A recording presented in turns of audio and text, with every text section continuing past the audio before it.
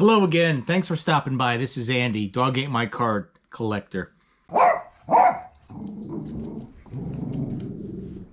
So this video today is a VR response to a For Collectors video from a few weeks ago, in which the Enlightened panel made a decision on which top set from the 1960s was the worst and which top set from the 1960s was the best. So, to put this in the words of my hero, Popeye, that's all I can stand. I can't stand no more. So, I don't know if many of you know this, but I am by trade an engineer and a scientist. And one of the things that I concern myself with is evaluating and assessing the truth behind certain things.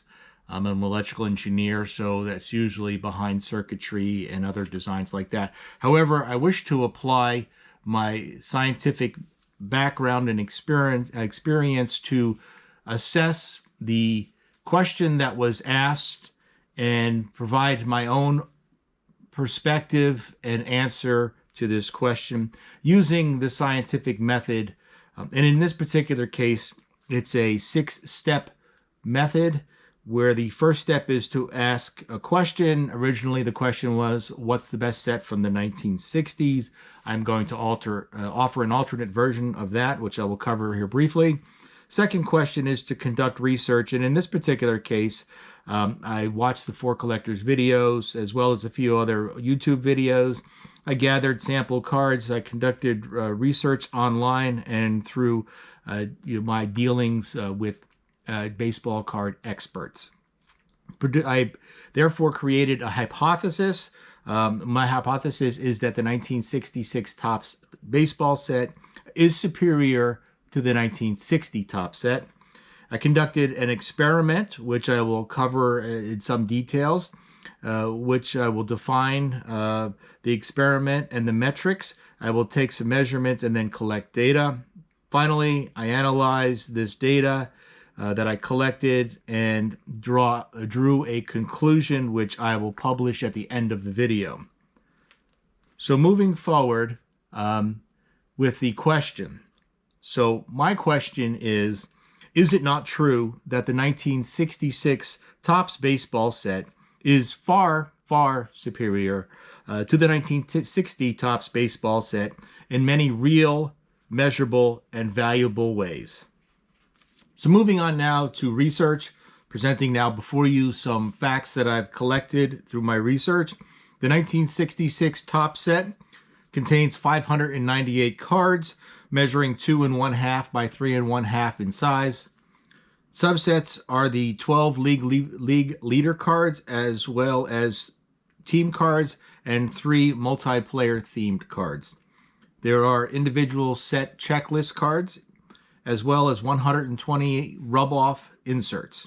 72 cards numbered 523 to 598 are in the 7th series high number series. There are 60 cards that contain Hall of Famers.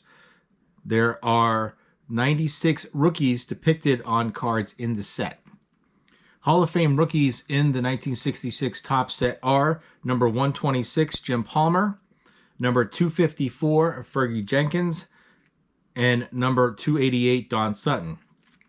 The 1960 Topps set contains 572 cards, each measuring 2 1/2 by 3 1/2 inches.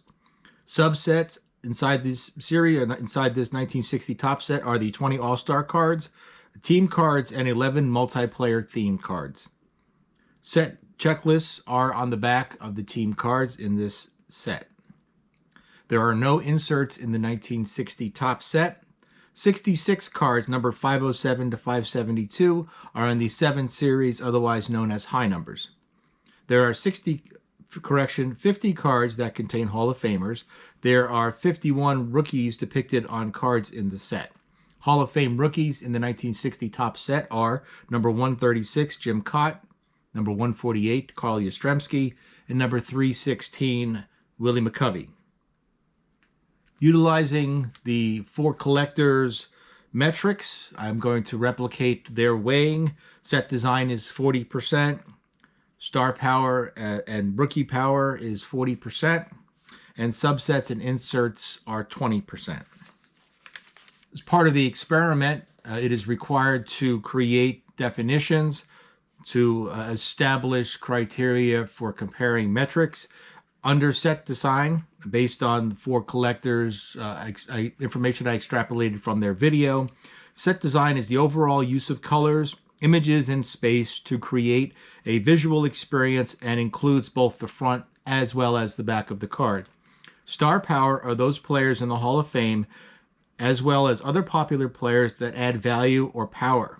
Stars are those players who are admired for either their playing day performance or their contributions to popular culture outside of the game. Subsets are cards in the set other than those traditionally depicting one player or a second special card of a player otherwise depicted on a standard card. Some of these subsets are beneficial, such as all-star cards, whereas some are not, such as checklist cards. Inserts are sports-related pack inclusions that other than traditional cardboard cards, although inserts may be made out of cardboard. These are traditionally added to packs as a second or third item for collecting independent of the main set. So those are my definitions as I conduct my experiment. It allows me to weigh the results. So moving on to results. Now the set design of the card in the front. The 1960 top set has bold random colors with very little consistency throughout the set, whereas the 1966 has colored consistency traditionally or typically by team. There was no clear advantage to this design choices, whereas as many individuals prefer the bold colors, there are many who also prefer the color consistency. The second item on the front is the so-called little side action image. This is included in 1960, but 1966 does not have them. I consider this, and the research indicates that this is clearly a 1966 advantage to no longer have, because the little image by 1960 looks a little dated. In this next slide, I have removed the image from 10 Hall of Fame cards in 1960 and offer that they don't really show off the player very well. If you're interested in attempting to identify these 10, please feel free. In my next video, I will present the results or present the information as to what these players actually are. Item 3, team logo. So in 1960, there is a team logo, but in 1966, there is not. Clearly, this is something that's desired, and so by 1966 has an advantage over 1966. The use of front space for the primary player image. In 1960, it's 42% of the front space is utilized for the player image, which is approximately 3.71 square inches of space. The main image size in 1966 is 78% of the available space, which includes removing that little slice at the top. But that is significantly more front side space for the primary player image. So the 1966 top set has a clear advantage. The last item is the sharpness or crispness of the primary image. The 1960 cards look a little murky, and the 1966 tops are much clearer and sharper. Therefore, the 1966 top set has a clear advantage when it comes to primary image of the player. Set design for the back. The 1960 top set utilizes a butterscotch color over typically gray cardboard. The 1966 top set utilizes a salmon color over a traditionally white background or white back. I conducted a separate test to examine or to determine which was preferred, and that I've called that the so-called bow tie test. So the bow tie test is a test in which I wore on separate days bow ties in the color of the backs of the cards. On one particular day, I wore a butterscotch colored bow tie, and on a different day, I wore a salmon colored bow tie. The same shirt and pants and haircut. I then noted all unsolicited comments, and I collected them, as well as collected some individual comments of specific interest. In this next slide, you can see the results. So for 1960, while I wore the butterscotch colored tie, I received 6 positive comments and 2 negative comments. Of particular note were these comments. Somebody asked me if I work at a car rental place. The answer is no. No, I do not. The next question was, did I tie that myself? And I do actually tie these myself. And then I was told that was something that made me special. Somebody commented that they wish their son would dress as nice as I do. And finally, somebody outside of a convenience store said, "Nice tie, bro." On the salmon colored tie, I had 10 positive comments and 1 negative comment. Somebody was kind enough to say that I looked nice. And somebody else asked me if I have to wear it for work. No, I do not have to wear it for work. Somebody commented as well that it looks like I had something on my shirt. Might have been yogurt, not sure. And finally, somebody asked me why I bought the tie. I then explained to them the nature of my bow tie test. They said that makes absolutely no sense, but they appreciated it nonetheless. So going back to my original slide of the back of the design, you can see through the results of the bow tie test that the salmon colored back is preferred over the butterscotch colored, and so 1966 has the advantage. The second item is the historical record. In 1960, it's an abbreviated record, the prior year and the lifetime, whereas 1966, it's the entire record of the player for the most part. So 1966 has more information, and it comes out with an advantage. The next item is the inclusion of a entertaining and non sequitur cartoon imagery. Both cards, as you can see in these examples here, typically have them. The last item is a item for card collector or series collectors such as myself. In the 1960 top set, the card number itself appears in black against the background of the gray color. And in the 1966, it's a salmon colored number. So 1960 is far easier to read, especially if you're sorting cards as you're collecting a set. So that one has an advantage. In 2 categories, 1966 had an advantage. In 1 category, 1960. Moving on now to star power. So there are 25 players in the Hall of Fame that appear in both top sets. And this chart shows you the names of all 25, as well as the number of cards in which those players appear. Of specific note, Mickey Mantle appears in 3 cards in 1960, but only 1 in 1966. And Sandy Koufax appears in 4 cards in 1966, but only 1 in 1960. It's interesting as a commentary on the players who were popular at the time. Obviously, Mickey Mantle was in his prime in 1960, but by 1966, his knees and other physical limitations have begun to have their toll in the twilight of his career.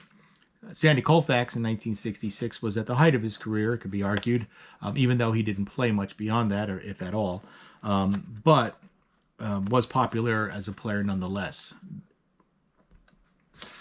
The next slide, the next charts actually, show the Hall of Fame players who appear in 1960, but not in 1966, and there are 8 of them. Warren Spahn appears on 2 cards. And in the second chart is the Hall of Fame players that appear in 1966, but not in 1960. And you can see that there are 16 of them. Juan Marichal appears on 2 cards in 1966. So clearly 1966 has far more players in the Hall of Fame as compared to 1960. They have twice as many who appear exclusively in that set. In addition, there are those stars who are not in the Hall of Fame, the so-called others. And in this particular case, I've identified 3. Pete Rose, who by all rights should be in the Hall of Fame, but we all know the nature of his unfortunate reason for his exclusion, as well as for Bob Uecker, who, although not noted as extremely successful player, was noted for his contributions in popular culture, as well as television, including television and other media, as well as a sportscaster. And finally, Roger Maris, who was one of the most beloved Yankee players of all time. So moving on now to other results for subsets. In 1966, there are 12 league leader cards, 6 in the National League and 6 in the American League. These cards contain the images of 18 Hall of Famers, as well as one card that contains 3 Hall of Famers. 1960, the subset, the All-Star subset, is 20 cards containing the images of 10 Hall of Famers. Under the multiplayer themed cards in 1960, there are 11 multiplayer themed cards which contain the images of 6 Hall of Famers. In 1966, there are 3 multiplayer themed cards containing no Hall of Famers. And again, multiplayer themed cards are those cards in the series or in the set that typically have an alliteration for a title, and the players on the card somehow fit into the theme of the card as created by the title. Next subset of discussion are team cards. In 1960, there are 16 team cards, 1 for each active team, and the backs contain a checklist for the entire series of cards, at least a portion of the cards in the set. 1966, there are 19 team cards. No card appears for the Houston Astros, and the backs contain a roll-up of pitching performance and team leaders. Another subset that appears exclusively in 1966 are the checklist cards. In my opinion, these cards are a waste of money. I always feel cheated when I would open up a pack and they would be in there. In my opinion, and I would argue that they should certainly be given away for free, not paid for. They should be something that Topps just gives us to help us collect their cards in the manner in which they obviously want us to. As you can see, my frustration is paramount when I see a card such as the example, the back of this 1966 Topps card, where clearly one person had bought a pack of cards and that's where they stopped, but they marked up the cards regardless, and now that's what I've got, ink marks. So next on the list is the inserts. Now 1966 included the inserts of rub-offs. It's a small little card where you would apply pressure on one side and it would transfer the image from the waxy paper substance onto some solid object to your delight and amusement. There was 100 players in the inserts and 20 team pennants. It contained 25 Hall of Famers. 1960 opted not to attend the inserts party, therefore there are no inserts in the 1960 Topps set. So I'm going to move on now to the results. I'm going to roll up what I've discovered and the results of my experiments. The front design of the 1966 Topps set has an advantage in the image size and use of space and on the overall appeal. The 1960 Topps set has a slight advantage for set builders, but the salmon color is much more appealing over butterscotch. 1966 clearly has more star power. Both have 3 Hall of Famers on rookie cards. The league leader versus all-star debate, it can be argued that the all-stars are marginally better, but there are a lot more Hall of Fame images in the 1966 league leader cards compared to the 1960 all-star cards. The 1960 Topps set has better themed cards, but the 1966 Topps team cards are better. The 1960 does not have separate checklist cards, but the 1966 Topps inserts has a lot of Hall of Famers, but the 1966 Topps set has none. So those are the results from my experiment. The conclusion that I drew from all of this is in front of you. The 1966 Topps baseball set is like sipping a deliciously refreshing drink near a shimmering lake on a warm summer day, as the sunlight dances on the gently rippling water and water nymphs play soft lullabies on golden harps. The 1960 Topps baseball set is like spilling coffee on your lap while driving to work in traffic. So as I get to the end of this video, I have a few afterthoughts. The one thing I want to talk about is I really don't dislike the 1960 Topps set. I've nearly completed it. I'm short 4 cards for the set, but it is more of like an experiment. It feels in many ways that the set was unique, but never really appreciated, replicated. It's sort of a hodgepodge. And to me, it feels a lot more like a 1950s set compared to a 1960s set. And you could take, for example, this 1960 Topps Ted Williams card. Really, it's just a mashup of prior Topps sets, the 1954 and 1957, for example, in this case. So if I had a time machine, I could go back to 1959. I'd go to Topps and I'd help them. And I'd say, you have a great opportunity here. It's going to be a new decade. The 1960s are different than the 1950s. Don't stay stuck in the past.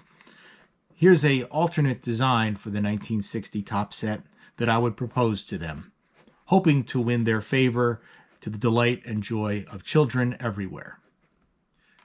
Now, undoubtedly, I've made a few mistakes in my video, and undoubtedly there's some errors. I'm willing to and appreciative certainly of any comments below correcting me on my errors. But I also want to point out that, within our collecting community, we do have certain things that are challenging to us, such as basic math.